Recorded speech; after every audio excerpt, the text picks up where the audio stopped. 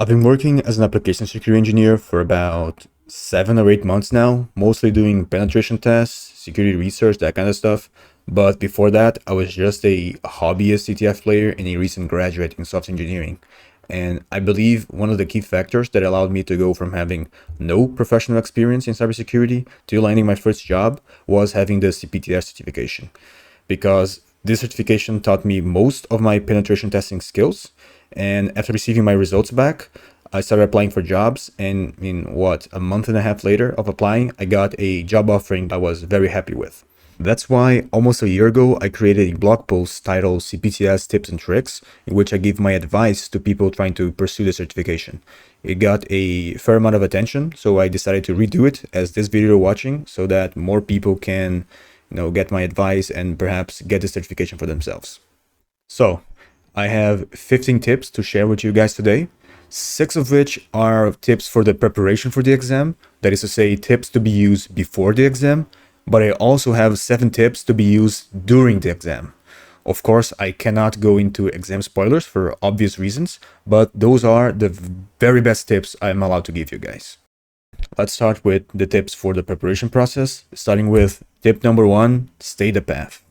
If you don't know, the CPTS certification comes with a mandatory course that you must complete in order to be eligible for the certification exam itself.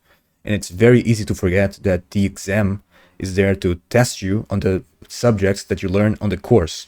So the course should be your number 1 object of study. That may very well sound obvious to you, but if you go on the Discord channel or on Reddit, you'll see that one of the most frequently asked questions about the CPTS certification is what should they do besides the course to study. They'll ask if they should do a series of CTF boxes. Should they do pro labs? Should they go on Try Hack Me? Should they take the OSCP to better prepare for the CPTS certification? And I understand where this comes from, but this instinct of trying to overachieve and do more than the course material covers is misguided. Of course, learning more is always good for you as a student and as a hacker, but if you're studying in order to pass the CPTS certification, there's really no much point in trying to learn techniques that are not covered in the course material. They most likely, I cannot say for certainty, but techniques not covered in the course material will not appear on the exam because, well, the exam is there to test you how well you learn stuff in the course material. So before even trying to learn to do a pro lab or CTFs or anything like that, make sure you really study thoroughly all the course material.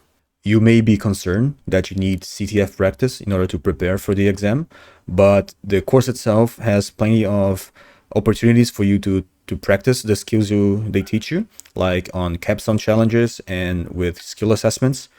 So unless you are someone who lacks CTF experience of any kind, you should not be worried about doing CTFs right now. I have another tip coming up related to this if you do need the CTF experience, but if you're someone who already did plenty of Try Hack Me or the mainline Hack the Box platform, I do not think you should be hugely concerned about CTF practice.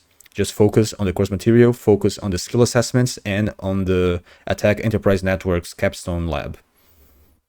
Now, moving on to tip number 2, I'm going to immediately contradict myself here because now I'm going to recommend that you at least consider taking some key modules besides the ones that are part of the core course material.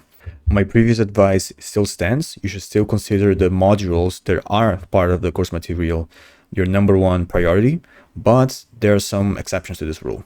For instance, some modules like the attacking and enumerating Active Directory will recommend you to take the introduction to Active Directory, which is not itself part of the course material. But if you feel like you're lacking the preliminary knowledge to take the main module, you may need to take a step back and take the preliminary module. This also happens with, for instance, Windows privilege escalation. They recommend you to take the introduction to Windows and so forth. This happens a couple of times. So every time the module recommends you to take another module, take a look at it, consider it, see if you need a refresher or if this is a new topic to you, because the course material will not hold your hand. It will assume you know this stuff, and if you don't, you'll be in trouble. But there is one module which is not recommended anywhere by the course material, but I do recommend you to take it, which is the using CrapMapExec module. CrapMapExec is a fantastic tool. It now has been renamed to NetExec, but it's, as they describe it, a Swiss Army knife of network penetration testing. This will make your exam experience so much easier and more pleasant if you know how to use this tool. Unfortunately, this is a tier 3 module, and if you're using the student discount to study the course material, as I did, you will not have access to it. You have to pay for cubes. But the good news is, if you do the entire course material and save your cubes, you should have enough to buy this module after the fact. So that's what I recommend you to do.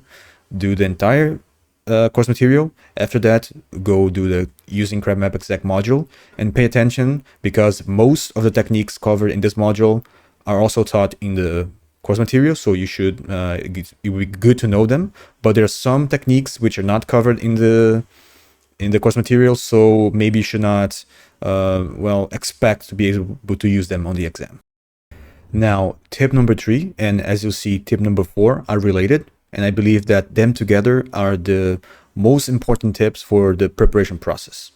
I have much to say in regards to note taking for hacking engagements. In fact, I have done an entire presentation about this topic, but for now, just know that you should create a document using Cherry Tree, Obsidian, whatever hierarchical note-taking software you like, and you should write down every technique they teach you on the course material in a way that it's well organized and easy to find techniques that you need once you're in the exam environment and you need to employ the techniques you learn.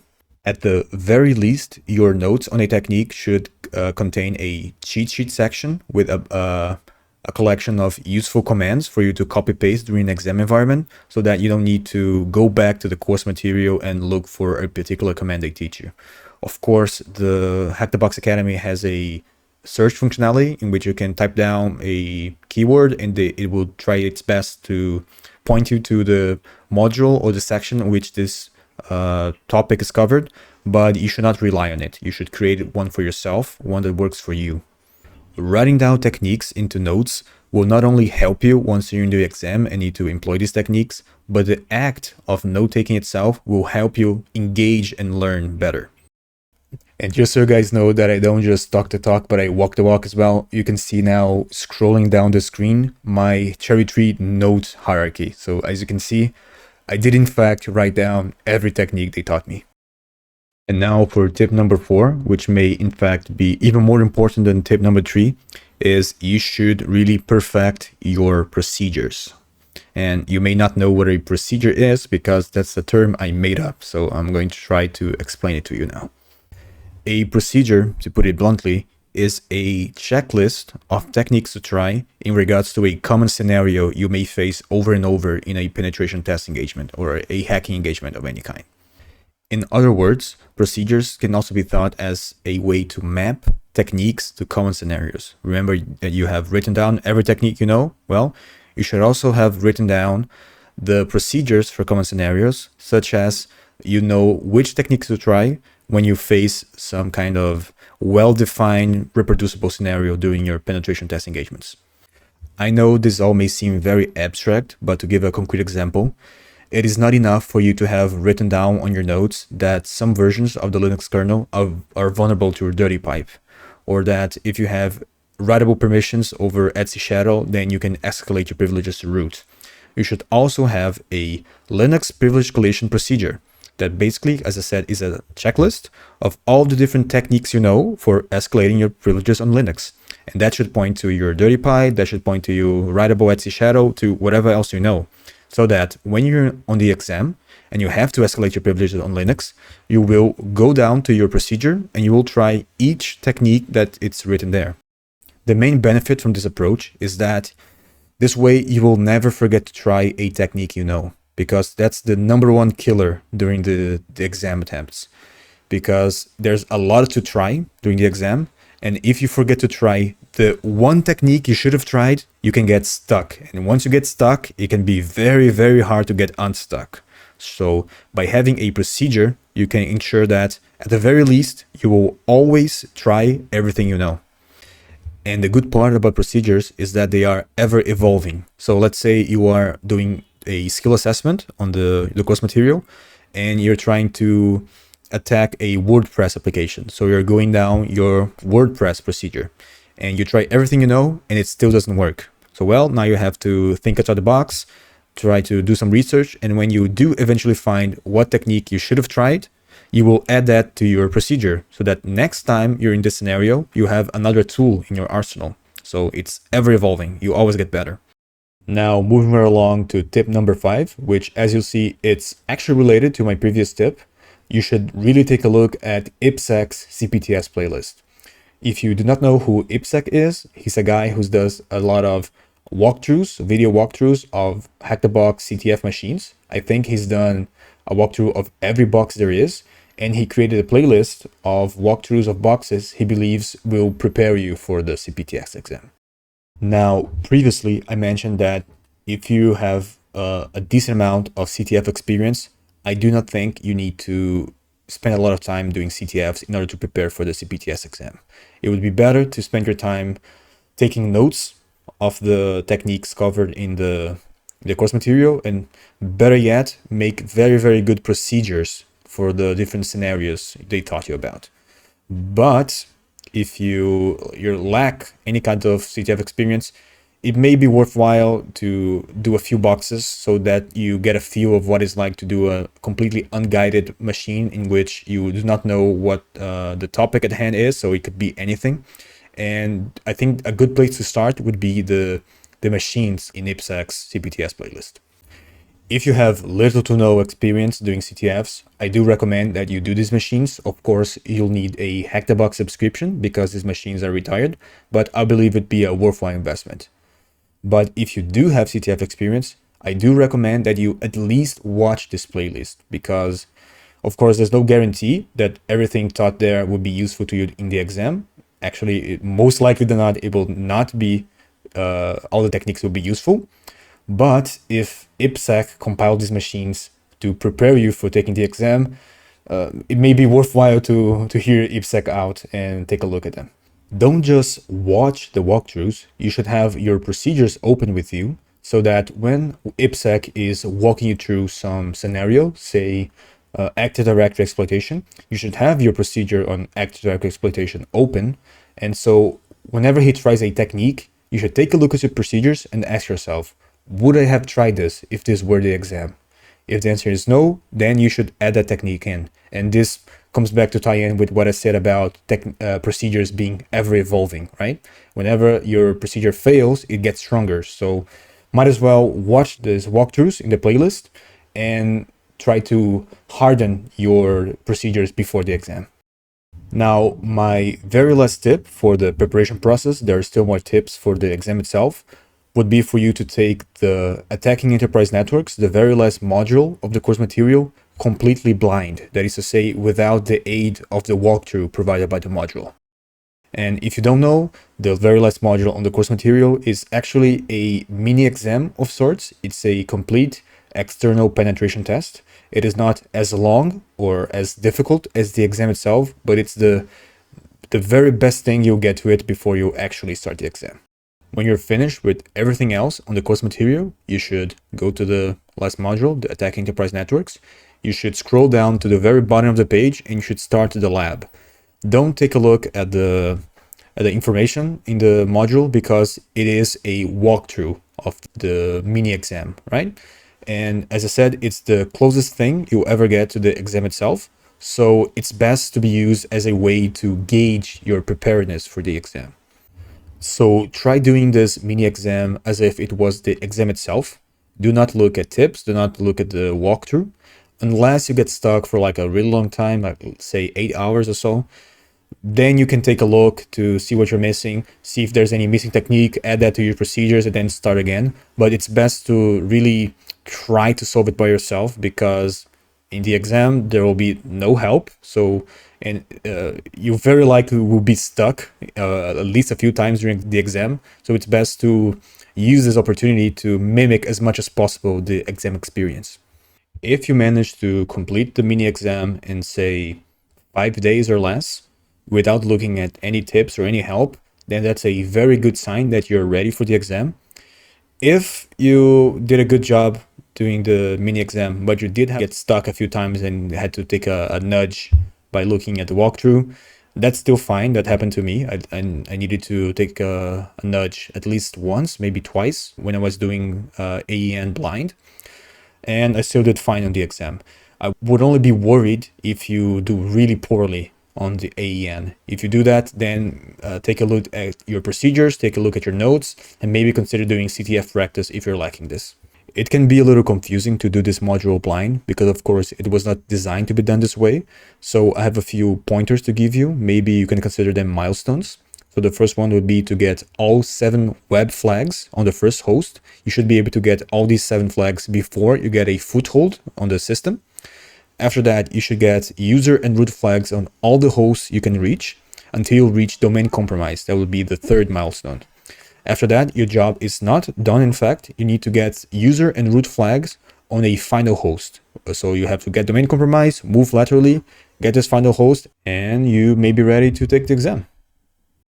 All right, now we move on to tips for the exam itself. I'm going to assume as if you're about to start the exam and I'm giving you some last minute advice. So the seventh tip, in fact, would be for you to give as much time as possible for the exam. As you should know by now, the exam is 10 days in length. That's 10 days for hacking the environment and for producing a penetration test report. So that's plenty of time. That's more time than most exams. But you should not play around because this exam is difficult. And if you're juggling multiple responsibilities such as work and college and other stuff, this 10 days can actually be just barely enough. It's very simple advice. I understand that not everybody has the luxury of setting time aside just for an exam. But if you can, I really think you should do it because it's a tough exam and it's best to have more time than you need than not enough. Tip number 8 is another very simple advice. 10 days is a long time. It's more like a marathon than a 100-dash sprint. So you should really ensure that you're eating, you're drinking, and you're sleeping enough to support you during this exam. I won't spend much time on this topic, so just a few quick tips.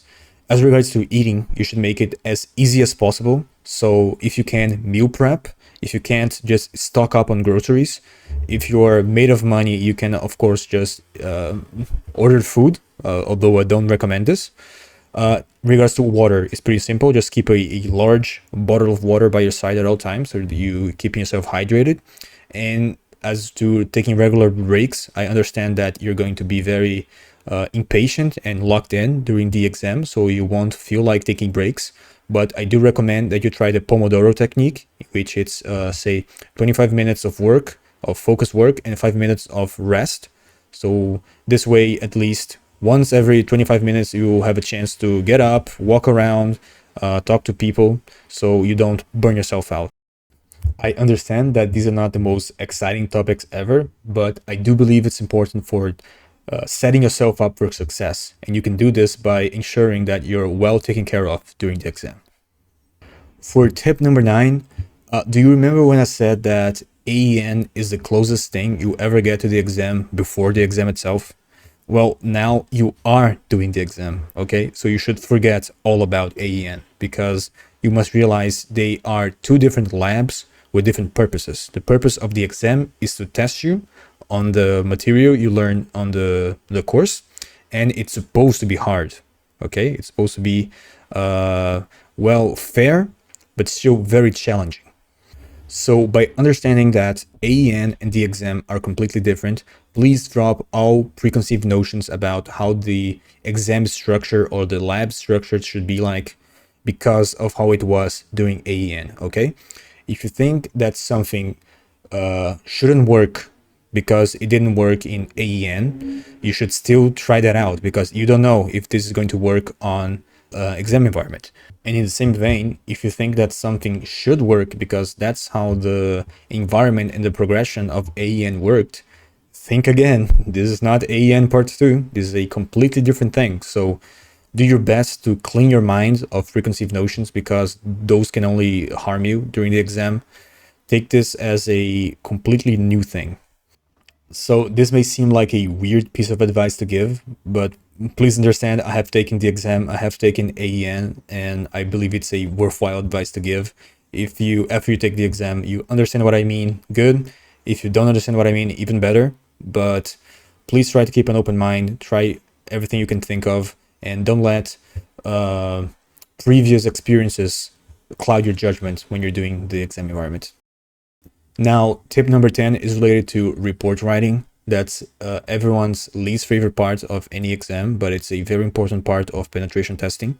And you should not leave the reporting section, the reporting portion of the exam after you've done everything else. Don't leave it to the very end. Don't leave it to do it all at once.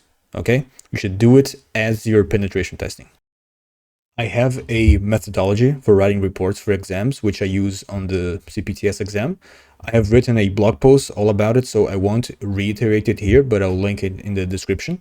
But the main idea is that you should choose a reporting template before you start the exam. You should use the one they provide you, or you should use the SysRaptor CPTS template, which is officially endorsed by the Hack the Box. Then you need to break down the different sections in which you have to fill in the report template into triggers, right? Triggers are basically milestones in the engagement. So like when you find a vulnerability, you should fill up this, and this section in the reporting template. By breaking the template down into bite-sized pieces and clearly defining when you should fill those in by milestones in the engagement, you will always know when you should be hacking and when you should be report writing. And by the time you're done hacking, your report will be almost entirely complete. So check the blog post in the description if you want to know more. Tip number 11 is about expecting roadblocks during your exam experience, because the exam has ups and downs in terms of difficulty. And although everyone is different, so you may struggle on a flag that most people find it easy. But most people will agree that there are certain flags that are much more difficult than others. So if you are aware of that, you will not be caught by surprise when you eventually reach them. Most people who fail the exam fail at either 1 or 9. Flag 1, I'll be real, is not very difficult, I think. Again, everyone's different, but I don't think it's very difficult. But people get the impression that it's difficult because most people who try the exam are not prepared and they failed at the very first flag. So the first big filter is flag 1, but it's not because flag 1 is particularly difficult. It's because it's the first flag and most people simply could not pass any flag on the exam. So if for some miracle they got past flag 1, they would get stuck on flag 2 and flag 3. So although I don't think flag 1 is particularly difficult, I think everyone who passes the exam will agree with me when I say that flag 9 is by far the most difficult portion of the exam, right? By a large margin. If you get past flag 9, you will most likely than not pass the exam, because that was the peak in difficulty. My objective here is not to scare you or to make you believe that the exam is harder than it really is. But I do believe you should expect flag 9 to be much harder than the other portions of the exam, okay? If you reach flag 9 and you spend a day, 2 days, 3 days, and you're stuck, you're not making progress, that is to be expected. Most people spend at least a day on flag 9, more often than not 2 days, okay? So don't panic, that's normal. It's a hard portion of the exam. But on the bright side, when you do get past it, and I believe you will get past it if you did a good job studying and creating notes and procedures, what comes after flag 9 comparatively is a breeze, okay? You got past flag 9, you will get the certification. I say that, but I got stuck on flag 12 for at least as long as flag 9, okay? And flag 12 is considered by most to be one of the easiest flags in the exam, but it still kicked my ass. So this goes to show that everyone has strengths and weaknesses and that you can get stuck anywhere, okay? So expect there to be roadblocks, expect to be stuck at times, but know that, there's ups and downs during the exam and you'll eventually get through everything if you prepare yourself well enough. Still on the topic of roadblocks, tip number 12 is about what you should do once you get stuck. As I said, expect to be stuck. It can feel disheartening, not making progress, but with a simple methodology, you can very often get unstuck with minimal effort. Your first line of defense when you get stuck should always be to check your procedures, okay? You must have realized by now that I put a lot of emphasis in procedures because that's what I believe to be the best tool you'll have for not forgetting stuff you were taught at the course material, okay? So if you get stuck, go look at your notes, go look at your procedures, and go try each technique listed in the procedure, okay? If that doesn't work, then you may need to go back on the Academy platform and look at the modules which may cover the topic you are dealing with to look for additional techniques you may have missed, okay? Because it's possible everybody makes mistakes. It's possible a technique is mentioned en passant someplace and you don't put in your procedure, but as luck would have it, that's exactly the technique you should have tried on the exam. So if the procedures fail, go to the Hack the Box platform. If you have tried everything in your procedures and you have looked at the Hack the Box Academy for additional techniques to try and you're still not making progress, before we try anything new, let's see that maybe it wasn't a problem with your lab environment or if a tool was broken. So I would recommend you to try everything you did at least one more time, use different tools if possible, just to, rule down the possibility that there being some network issue or some issue with your lab, okay? That sometimes can happen, not very often. So if you're still not making progress after that, we may need to consider the possibility that the exam is expecting us to do our own research and find a vulnerability that was not explicitly explained in the course material. Because you see, just because the exam is meant to test you on the skills you learn during the course doesn't mean that every single technique you need to employ during the exam was explicitly explained to you during the course, okay? You may be expected to do your own research and find your own vulnerabilities. Most of the time, just search on Google the name of the service or web application or whatever and put CVE to go and search exploit. They teach you how to do that on the course material, okay? So if following your procedure didn't work, then try to do your own research. If even that doesn't work, you may need to take a break, go take a walk, like it can be 15 minutes, can be 1 hour, it can be more, to clear up your head, and then you go back in and try everything again from step one, okay? The exam is fair, all right? If you're not making progress, you must be missing something. More than likely, you're missing something on your procedures, but it's also possible that you need to do some legwork and find a vulnerability that was not explicitly explained during the course, okay? Those are the two way outs. You either go back to studying or you do some research, all right? But one way or the other, you will eventually get through. It's a fair exam. Tip number 13 is in some ways also related to getting stuck, which is you should really get into the habit of thinking dumber, okay? And by that, I don't mean that you should turn your brain off during the exam. In fact, it's completely the opposite. But whenever you face a scenario and you can think of a number of possible solutions, you really should rank them mentally or on paper if you need to, in order of less difficult to employ and more difficult to employ, okay? You should really go for the lower hanging fruits first, because you may waste time doing some crazy exploit chain that you learn when in fact the solution is like a brute force of a password, okay? So always go for the path of least resistance. Always try the easy things first, and if that doesn't work, you will try the harder things. This will ensure that, first of all, you will not go insane during the exam because you tried to do a crazy exploit chain when the solution was to do admin on a logging portal, right? And so that you don't waste time doing techniques that don't go anywhere, okay? Lower hanging fruits first. Flag 14 is related to passing criteria. As you surely know by now, the exam has two criteria for passing. The first one is to get at least 12 out of 14 available flags. And the second one is to produce a commercial grade penetration test report, okay? So there are two criteria. The first one is objective, because once you have a flag, you know you got it, and the examiners can never take them away from you, okay? But the second criteria, the report, is subjective, because you can never be sure that the report you have will be considered commercial grade by the examiners, or by the graders, that is. So you can always have a fair amount of certainty, but you will only be sure once you get the result back from the grader. And by that point, you cannot change the report. The point I'm trying to make here is that once you get the 12th flag, you know for a fact you've met the first criteria, okay?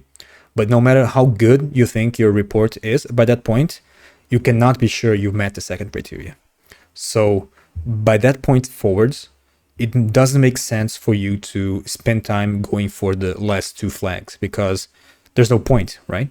You need to get at least 12. You got 12. If you get 14, you will not get a special prize. You will not get a CPTS plus. You will just have bragging rights. So unless you're doing this for the love of the game, which I respect, you should not be going for flag 13 and 14. All right, there's no point. You got your 12th flag, just work in your report and submit it when you're ready. And for the final tip, always remember that your exam voucher gives you 2 attempts at the exam. So in a way, you can think of it not as a 10-day long exam, but as a 20-day long exam with a nice break in the middle, which you can use to study if you need to. Okay? I know that 20 days is a long time, and not everyone has time to dedicate to an exam like this. But if you have time to spare, you can think of it this way. I passed the exam on my first attempt, and I believe most people can as well, if they can dedicate the entire 10 days to doing the exam. If you have a full-time job or going to university, then you may need to consider doing the exam using the 2 attempts, because there's simply not enough time to spare for you to work on the exam. But you can always have that in your back pocket. So this should take some pressure off you, knowing that even if you fail your first attempt, you will get a second try. However, there's a misconception I've seen people spreading around, which is that if you fail the exam because you haven't got enough flags, when you get the feedback from the graders after the fact, they will include a tip or nudge as to what you should work on your second attempt. Again, I didn't use my second attempt, so I don't know for a fact if this is accurate or not. But from everyone I talked who did need to use the second attempt, and by using common sense, I can say that this is not true. Hack the Box staff will not give you tips on how to do the exam. All right, even if you fail your first attempt, this is a certification. They're not going to help you. All right, they want it to be difficult. Okay, so beware of your second attempt, but please don't expect people to hold your hand if you fail and to give you a tip for you to use in your second attempt. All right, you're on your own. You will get no help from anyone. So just study hard and you will get it on your second try, I'm sure.